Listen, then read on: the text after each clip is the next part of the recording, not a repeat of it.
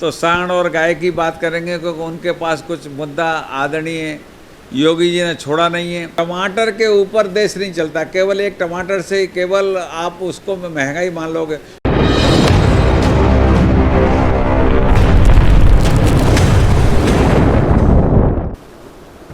आज की जो प्रेस वार्ता है इसलिए है, ये शेष के संदर्भित बैठक हमने समस्त कार्यदायी संस्थाओं की मंडली बैठक बुलाई थी। समस्त कार्यदायी संस्थाएं जैसे PWD है, इरिगेशन है, BDO है, EO है, नगर पालिका, नगर पंचायत, इनके समस्त अधिकारीगण बुलाए थे। बनारस डेवलपमेंट अथॉरिटी के, नगर निगम के, ये समस्त अधिकारीगण बुलाए गए थे। जो सेस हम लोग लेते हैं, जो गरीबों पे जैसे शादी विवाह आदि में हम लोग खर्च करते हैं, जैसे कोरोना काल में हमने 2200 करोड़ रुपये घर बैठे उनको दिया है। एक हज़ार रुपये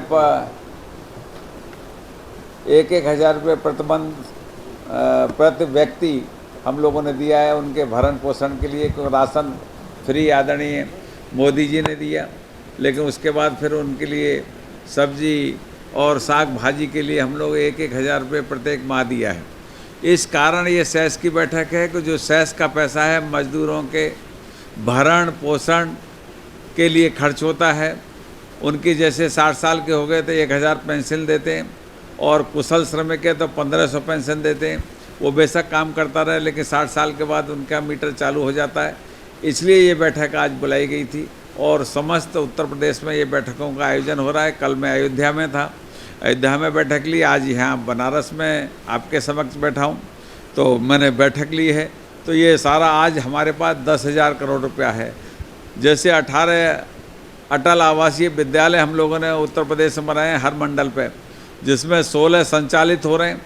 2 अभी बरेली और मुरादाबाद थोड़े से अभी पिछड़ गए थे, उन कंपनियों को बदला, दूसरी कंपनियों को दिया है काम।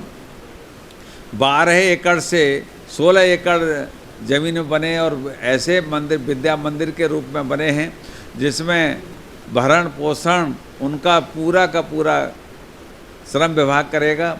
100 करोड़ रुपए हमने हर कलेक्टर के नाम मंडलों में फिक्स कर दिए हैं, फिक्स डिपॉजिट, उसके माध्यम से उनका खर्चा चलेगा। DLC हमारे सेक्रेटरी होंगे, चेयरमैन DM होगा, ये हमने व्यवस्थाएं बनाई है। इस कारण आज ये सेस की बैठक थी, अति महत्वपूर्ण बैठक थी, हाई पावर कमेटी की बैठक थी, जिसको आदरणीय मुख्यमंत्री जी को सलाह देती है। लगातार विधान परिषद का भी चल रहा था सर, उसमें किसी भी प्रकार की रोजगार की बातें नहीं, वहाँ सांड और गाय के लेकर चर्चाएं होती हैं। तो क्या इसको लगता है कि मतलब पब्लिक डोमेन में इस तरह की सारी चीज़ें जाती हैं? देखिए, विपक्षी नेतागण जो हैं बेरोजगार हो गए हैं, क्योंकि उनको कहीं कुछ ऐसा नहीं मिल रहा, तो सांड और गाय की बात करेंगे क्योंकि उनके पास कुछ मुद्दा आदरणीय योगी जी ने छोड़ा नहीं है। इस कारण वो विकास की बात करते नहीं हैं। विकास हम लोग इतना कर रहे हैं कि वो कभी सपने में नहीं सोच सकते थे कि लखनऊ से बनारस 3 घंटे में आ जाएं। वो तो उसी एक सिंगल रोड पर चलना जानते थे। तो आदरणीय योगी जी ने, आदरणीय मोदी जी ने मिलकर डबल इंजन की सरकार ने जो देश में प्रदेशों में विकास जो किया है, विकास की बात नहीं करेंगे उनके पास, क्योंकि विपक्षी जो इंडिया कहते हैं अपने आप को, इंडिया वाले भी जैसे गोरे अंग्रेज चले गए और काले अंग्रेज रह गए। ये 420 काले अंग्रेज रह गए जिनके पास 1 लाख करोड़ है, किसी के पास 2 लाख करोड़ है। बेईमान लोगों का गठबंधन, जैसे कंपनी कभी डूब जाती है, आपने देखा होगा, तो वो नाम बदल लेती है। तो UPA कंपनी डूब गई, अब दूसरी कंपनी बनाई उन्होंने इंडिया। वो हिंदुस्तान नहीं बनाना चाहते, हम हिंदुस्तान में रहना चाहते हैं और हिंदुस्तान बनाना चाहते हैं। वो लोग इंडिया बनाना चाहते हैं। काले गोरे अंग्रेज़ों की काले अंग्रेज औलाद पैदा हो गई है, तो इसलिए वो इंडिया से खुश हैं, क्योंकि इंडिया में उनको ये लगता है कि हिंदुस्तान नज़र नहीं आएगा। लेकिन हम हिंदुस्तानी हैं, हिंदुस्तान में रह के हिंदुस्तान की वफादारी करते हैं।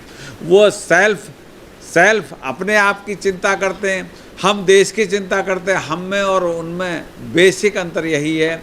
आप बताइए, कांग्रेस ने 50 साल शासन लगातार किया है, क्या वो सड़क नहीं बना सकते थे? वो 3 किलोमीटर एक महीने में सड़क बनाते थे, हम 7 किलोमीटर पर डे सड़क बना रहे हैं हिंदुस्तान में, हाईवे जो बना रहे हैं। तो हम में और उनमें बेसिक अंतर है। वो लूटो खाओ आंदोलन के नेता हैं, हम लोग हिंदुस्तान के बुद्धिजीवी नेता हैं और हिंदुस्तान के सेवक के रूप में काम कर रहे हैं, इसलिए हम विकास की ओर ज़्यादा ध्यान दे रहे हैं। तो इंडिया 420 का दल है और भारतीय जनता पार्टी स्वदेशी लोगों का दल है, और स्वदेशी भावना जिसके अंतर्गत होती है तो वो स्वदेशी हिंदुस्तान की बात। विपक्ष जो है लगातार महंगाई को लेकर सरकार को घेरते आया है, जिस प्रकार से टमाटर के दामों में भी उछाल हुई, और आप श्रम मंत्रालय के मंत्री हैं, इसमें गरीब कहाँ से सर्वाइव कर पाएगा? देखिए, मैं आपके माध्यम से ये कहना चाहूँगा, टमाटर के ऊपर देश नहीं चलता। केवल एक टमाटर से केवल आप उसको महंगाई मान लोगे। विश्व की महंगाई देखिए, 300 रुपये के लिए पाकिस्तान में आटा है, 600 रुपये किलो प्याज है, 700 रुपये किलो आलू है। और पाकिस्तान को छोड़िए, आप इंग्लैंड में देख लीजिए, आप अमेरिका में देख लीजिए, हमारे यहाँ महंगाई बहुत नहीं है। महंगाई है परंतु ऐसी नहीं है जैसे आप पहले हम भिखमंगे की श्रेणी में खड़े होते थे। आज 135 देशों को कोरोना का वैक्सीन आदरणीय प्रधानमंत्री ने दान दिया है, दान। और देखिए, श्रीलंका को 22,000 करोड़ रुपया दिया है, आपके नेपाल को 18,000 करोड़ रुपया अनुदान दिया है। तो कहीं ना कहीं थोड़ा सर्वाइव करना पड़ता है। और कहीं टमाटर वमाटर ये तो छोटी मोटी चीज़ें हैं, इनके लिए ज़्यादा विस्तार से नहीं जाना चाहिए। और टमाटर वगैरह क्या सब्जी नहीं बनती? ऐसा भी नहीं है कि टमाटर से ही सब्जी बनती है। इकोनॉमिक्स क्यों गिरती जा रही है? कहाँ गिर रही है? 5वीं अर्थव्यवस्था, वर्ल्ड में 5वीं अर्थव्यवस्था पे आ गए, और अभी ये तीसरे पे आने वाले हैं कुछ ही महीने में, 2-4-6 महीने में ही तीसरी अर्थव्यवस्था बन, विश्व की तीसरी अर्थव्यवस्था। आप बताइए, उत्तर प्रदेश में कभी 32 लाख करोड़ का इन्वेस्टर मीट हुआ था, जिसमें 24 लाख करोड़ आ गए। क्या बनारस ऐसा ही था? मैं आपके माध्यम से पूछना चाहिए, बनारस था, आदरणीय मोदी जी प्रधानमंत्री बने तब से यहाँ विकास प्रारंभ हुआ। और आज विश्व की नगरी, वैसे ही विश्वनाथ भगवान कहते हैं, विश्व के मानचित्र पर, पटल पे आज काशी विश्वनाथ को देखा जा रहा है। आप लोग ऐसे ही बनारस में रहते थे क्या? आप लोगों ने तो प्रैक्टिकल देखा है कि कितना अच्छा विकास आदरणीय मोदी जी और योगी जी के नेतृत्व में हो रहा है, जो पहले कभी आपने सोचा भी नहीं था कि ऐसा विकास होगा। ये डबल इंजन की सरकार है। ये टमाटर वगैरह के चक्कर में ये छोटी बातें हैं, ये कभी कभी ऐसा हो जाता है, किसान को भी कुछ लाभ मिले तो इसमें कोई बुराई नहीं। जो सरकारी तंत्र में जो इस प्रकार से जो मजदूर होते हैं, मतलब वो एक मान के चलिए, वो मतलब उनकी शैक्षिक लेवल नहीं होता है, तो जिस प्रकार से आप आवास और बाकी सुविधाएं देने की बात करते हैं, सरकारी तंत्र में तमाम तरह के कागज पत्रों की दौड़ारी होती है, इस तरह का होता है सत्यापन करने के, तो कहाँ हम लोग क्या ये और आसान सेटअप नहीं बना सकते? देखिए, ये जो सेस का पैसा है, सम्मानित सुप्रीम कोर्ट इसको डील करती है। आपको संज्ञान होगा कि श्रीमान केजरीवाल जी ने 33 करोड़ रुपए अपनी ऐड में खर्च कर दिया 3 साल पहले। तो सुप्रीम कोर्ट ने आदेश दिया पूरे भारत को, पूरे भारत में केवल सेस के पैसे को हमारे बोर्ड को सीधे सुप्रीम कोर्ट मॉनिटर करती है। इसका पैसा एक भी अनर्थ न जाए। पहले हम ऐड में खर्च करते थे, अब सुप्रीम कोर्ट ने बैन कर दिया। तो हम आपके माध्यम से, पत्रकारों के माध्यम से, हमने जगह जगह जाके हम लोग ढिंडोरा पीटते हैं और उनके भरण पोषण की और मजदूरों के विषय में जागरूकता पैदा करते हैं। जैसे हम लेबर अड्डों वगैरह पे हम जाते हैं तो लेबर अड्डों पे जाके भी उनको बताते हैं। तो इसलिए इस पैसे का 33 करोड़ रुपये जो उन्होंने अपनी ऐड में खर्च किया था, मैं सूद के उनको वापस करना पड़ा। तो इसलिए हम ऐड की व्यवस्था नहीं कर पा रहे, क्योंकि सम्मानित सुप्रीम कोर्ट इसमें इन्वॉल्व है।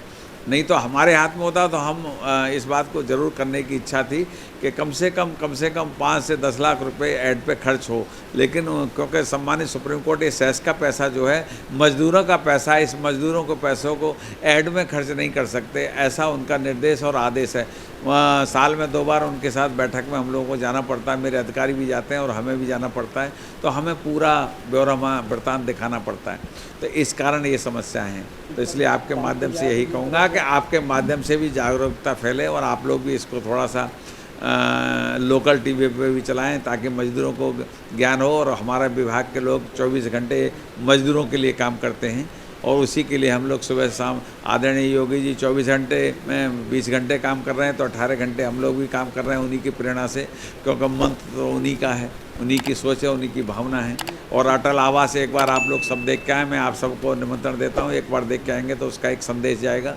आप लोग भी बताएंगे, उसका फ़ोटो खींच के आप कहीं टीवी पर दिखाएंगे तो अच्छा लगेगा।